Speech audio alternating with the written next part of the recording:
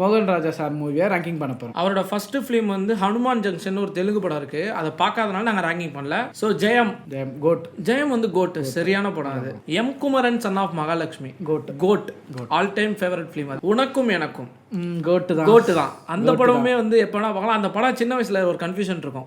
சில பேர் அது சம்திங் சொல்லுவாங்க, சில பேர் உனக்கும் எனக்கும். எனக்கு அந்த படம் பேர் என்னன்னே சின்ன வயசுல டைட்டில் கீழே சம்திங் தான் போட்டிருக்கும். Santhosh Subramaniam goat all time favourite. Thillalangadi வந்து குட். ஆமா, சூப்பரா இருக்கும். தனி ஒருவன் கோட். வேலைக்காரன் குட் படமா. அது ஒரு சொல்ற கருத்துக்கு நல்லா இருக்கும். அது சொன்ன விதம் வந்து கொஞ்சம் போர் அடிக்கிற மாதிரி, அப்படி உங்களுக்கு ஸ்லோவா இருந்த மாதிரி. ஏன்னா நிறைய பேர் வேலைக்காரனை பொறுத்த வரைக்கும் ஒரு அண்டர்ரேட்டட் ஃபிலிம்னு சொல்லுவாங்க.